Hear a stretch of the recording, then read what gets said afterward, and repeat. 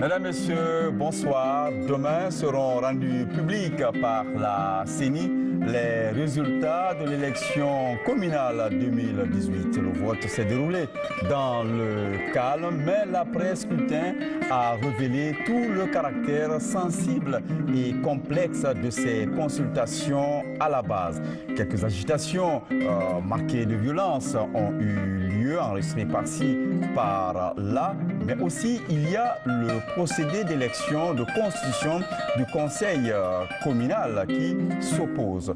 Pour en débattre, nous avons sur ce plateau Mohamed Kamara, un habitué d'ailleurs de ce plateau. Il est juriste et il va nous aider à mieux comprendre les enjeux. Bienvenue dans l'entretien de Colombo.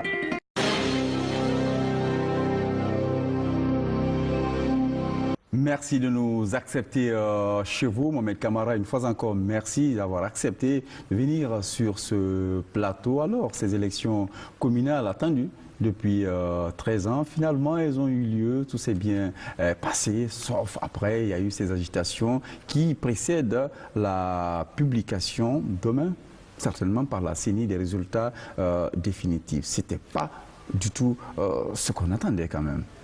Oui, effectivement. Vous savez, l'enjeu de l'élection locale, il faut rappeler qu'il y a deux types d'élections politiques en République de Guinée, les élections locales et les élections nationales. L'élection locale prend en compte l'élection communale et l'élection régionale, et puis l'élection nationale prend en compte l'élection législative et présidentielle. Donc, les Guinéens ont quitté les urnes au titre des élections communales depuis le 18 décembre 2005. Donc, de l'eau a coulé sous le pont. Non, mais ça ne veut pas dire qu'ils n'étaient pas, comme on le dit, sur le terrain sportif, ils n'étaient pas en compétition, parce qu'on a connu des élections quand même. Oui, bien entendu, sauf qu'il y a une particularité, parce qu'au niveau de l'élection communale, c'est un scrutin de liste à la représentation proportionnelle. Vous avez compris, à un moment donné, il y avait quelques-uns qui avaient fait acte de candidature, mais qui ont rebroussé chemin, parce qu'à un moment donné, ils pensaient que tout de suite, là, aussitôt l'acte de candidature présenté, il devenait de facto maire, ce qui n'est pas le cas. Oui, et ce n'est pas ce qui quand même explique ces violences qui ont juste eu lieu au lendemain du vote. Non, et ce qui explique ces violences, c'est le regain d'intérêt brusque que cela a suscité au niveau des formations politiques. Parce qu'à un moment donné, il faut se rappeler que les chefs de quartier et de district constituent des maillons essentiels d'une élection à la base. Et donc le fait que le législateur ait mis au niveau de l'article 99 de la loi électorale que les résultats qui seront obtenus au niveau de l'élection communale, c'est ce qui va servir de base pour la répartition, donc clé de répartition au niveau des conseils de quartier et de district. Et comme ces conseils de district et de quartier jouent un rôle essentiel au niveau du processus électoral, même si c'est la CENI qui a vocation à gérer l'élection, mais la question du matériel et autres là, ces élus locaux ont un rôle capital, sans compter les documents à fournir pour la complétude des dossiers. Donc tous ces éléments-là montrent combien de fois l'enjeu était là. Mais après, il y a aussi que c'est un scrutin test.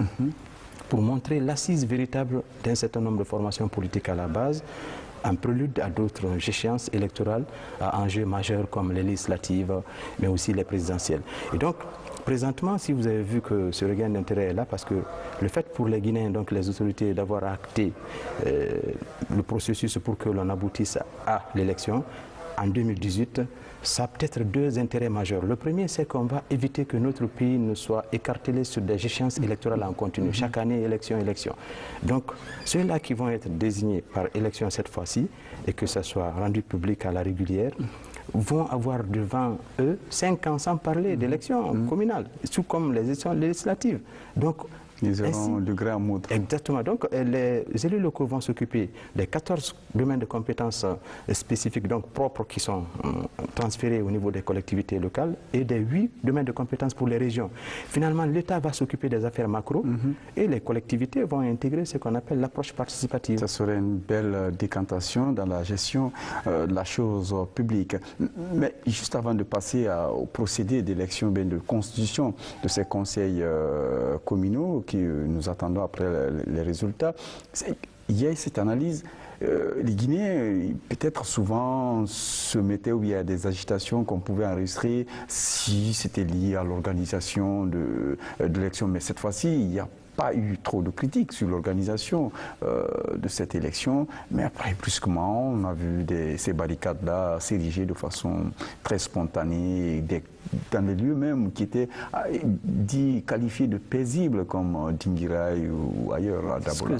D'abord, il faut demander aux uns et aux autres assez de calme. D'abord aux leaders, de quelque bord qu'ils soient, de mettre la balle à terre et de les inviter à explorer les voies de recours juridictionnels. Mais pour que cette recette passe aussi, il faudrait que les cours et les tribunaux tranchent. Parce que pour éviter qu'il y ait une crise de confiance entre justice et justiciable... Oui, mais pour que ces cours et tribunaux tranchent, il faut les saisir. Bien entendu. Maintenant, quand elles sont saisies, ces juridictions, elles n'ont qu'à trancher. Mais les leaders aussi doivent avoir présent à l'esprit que quand le juge finit de trancher au niveau du tribunal de première instance, il n'y a pas d'autre recours. C'est comme cela qu'on construit. Parce que s'il y a une sorte d'empoignade, ne pensez pas que quand quelqu'un vient comme tête de liste au niveau d'une commune, que déjà le tour est fait pour devenir maire. Parce qu'il faut qu'il y ait des tractations après.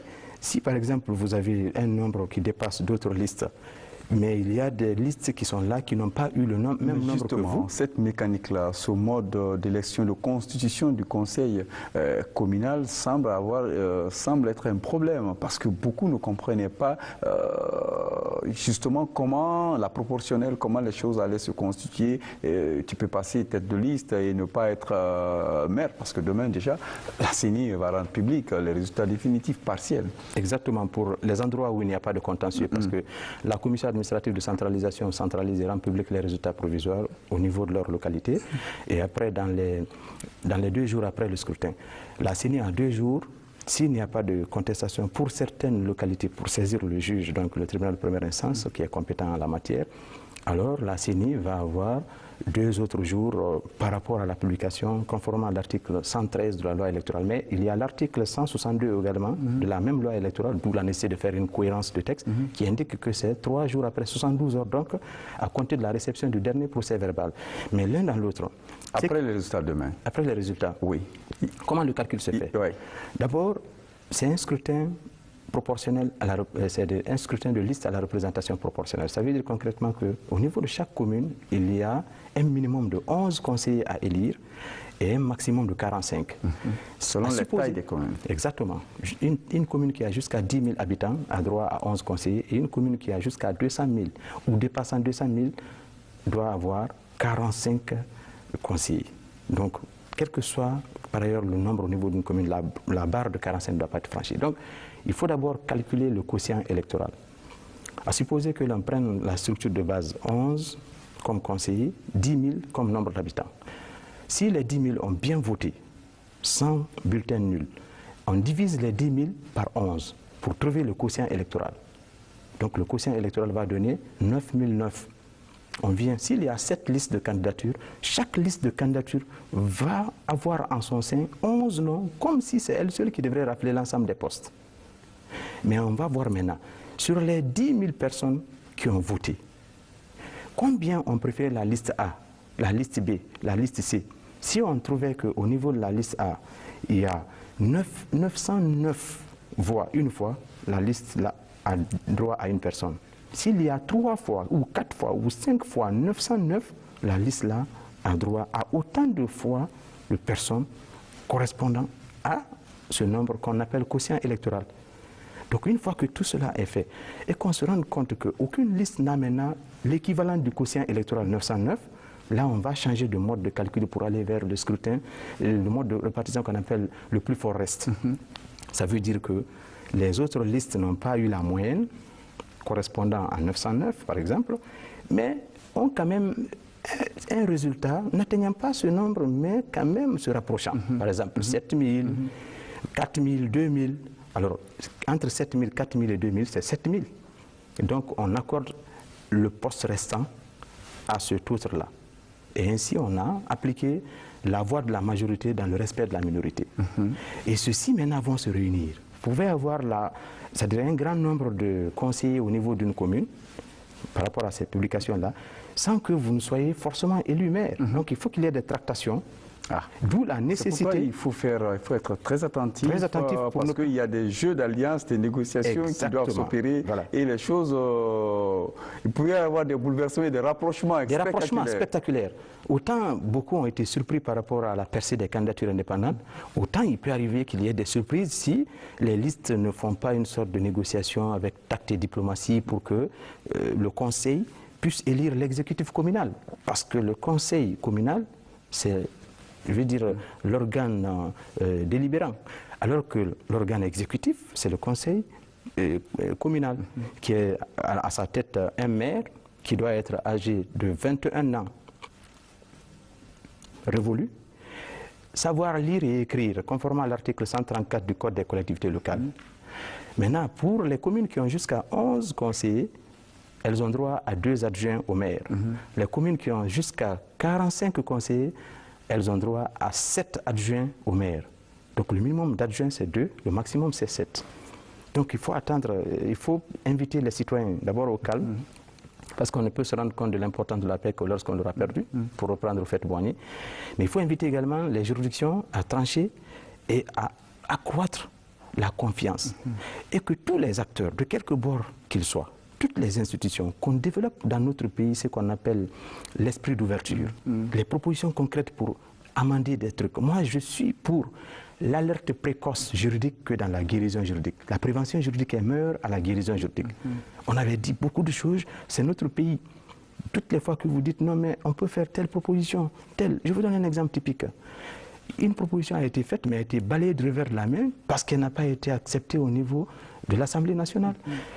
Et quand il avait été mis à l'article 86 que les présidents des commissions administratives de centralisation doivent être des magistrats de l'ordre judiciaire.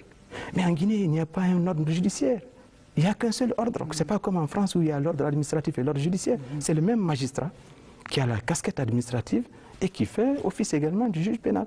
Donc finalement, vous allez mettre en rade un certain nombre de magistrats et vous allez être en manque de magistrats et les magistrats vont être un peu avec peut-être un don d'ubiquité pour être à cheval entre plusieurs commissions pour une élection sensible, complexe, à enjeu capital. Donc il est important qu'après tout cela, qu'on réfléchisse sur 3 paramètres. 1, le cadre juridique. 2, l'organisme de gestion des élections. Et 3, le fichier. Dès qu'on a une maîtrise de tout cela, l'élection va se faire comme sur des roulettes. Et avec pour garantie que le juge, une fois qu'il est saisi, qu'il se fie simplement à la loi, en toute neutralité, en toute indépendance, pour vider le contentieux.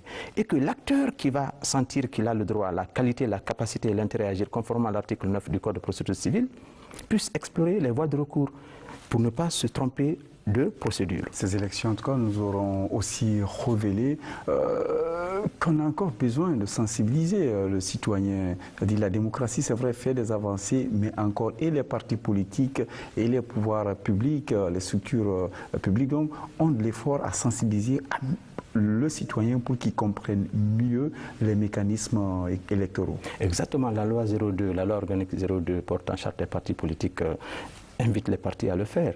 Ensuite, l'article 22 de la Constitution impose à chaque citoyen de faire cela. C'est pourquoi toutes les fois que vous m'invitez, à la fin de l'émission, quand vous dites merci, je dis c'est un devoir. C'est un devoir en application de l'article 22 de la Constitution. Aucune autre loi ne peut m'en empêcher par rapport à cela. Mais deuxièmement, il faut aussi permettre à ce que l'État aussi joue son va-tout. En traduisant par exemple le contenu des textes de loi en langue nationale et mettre les radios rurales à proximité pour diffuser à large spectre, pour permettre aux citoyens de comprendre leurs devoirs d'abord, mais aussi leurs droits. Quand on le fait en application de l'article 25 de la Constitution, qui impose cela à l'État, vous allez voir tout de suite là qu'on va diminuer la fréquence et la gravité des crises dans notre pays. Mohamed Kamara, merci. C'est un devoir. Merci à tous ceux qui ont suivi ce numéro de l'entretien de Coloma. Nous vous donnons rendez-vous la semaine prochaine avec un nouvel invité sur un nouveau sujet. Merci.